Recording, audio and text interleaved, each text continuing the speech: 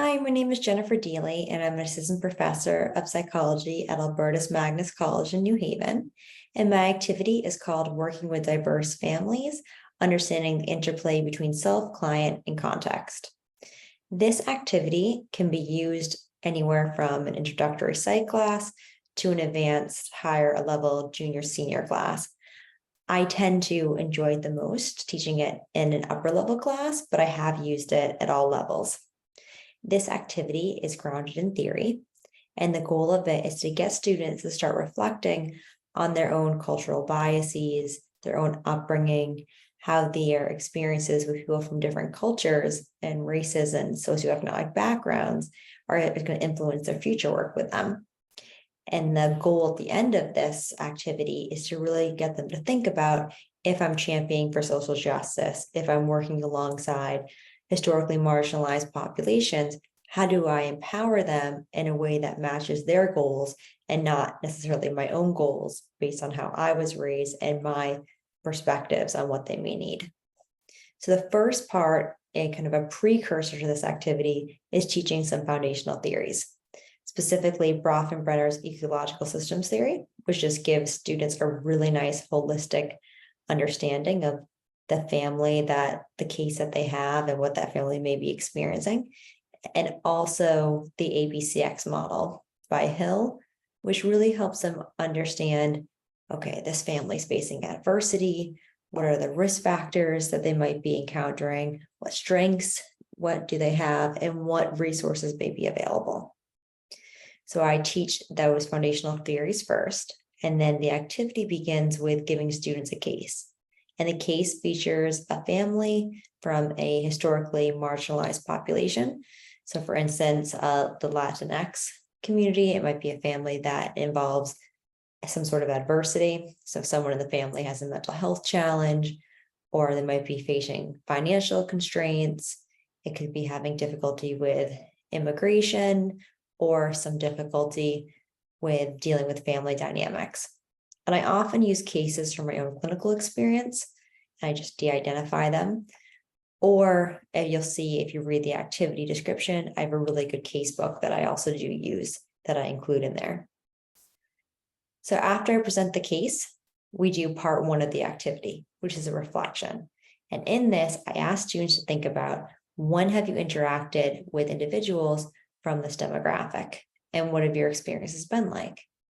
And what is your upbringing and your own family of origin history taught you about this population? When the point of this is to really get them thinking about their own values, their own culture, and maybe some biases that they might have that they want to reflect on and actively work towards managing when they're working with people from different cultures. The second part of it, and that is a written reflection. The second part is they get in groups of 3 to 5. I really like smaller groups, but I have them up to 5, and I give them that case. And they apply one of the foundational theories to it to really understand, what is this family experiencing? What may they need? I also provide them with some research about this population, so the Latinx population. What are some adversities that they faced? And really focusing on that may or may not apply to the family's lived experience that you have, but just to give you some context for what that culture has experienced in the US at least. And they apply those foundational theories to the case to really help think about, again, what strengths that family has, what barriers they might have, what resources they may need. And then I ask them to find a community resource. So I'm in New Haven, so a resource local to New Haven that might be able to help that family meet their goals. So for instance, in New Haven, if this is a story about, possibly a refugee family coming in, it might be something like IRIS, which is an organization that can be very helpful to those families. And they just critique it. So given what we know about this family's strengths and their resources and their needs, how might this resource help? And is it sufficient? It often isn't. It's usually one part of the puzzle, but then they might also need some other type of assistance or help. And then they present to the class a 20-25 minute presentation with all this information. And part 3 is a reflection to end it, where they think about what they've learned about families from different sociocultural backgrounds, individuals from marginalized populations themselves, their own upbringing and experiences, and how does this relate to their future career path or their interests at this time.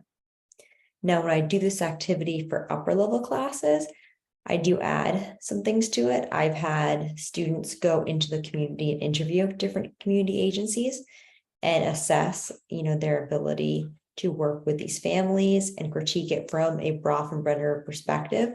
Are they actually offering interventions that would fit with the individual's barriers, strengths, lived experiences?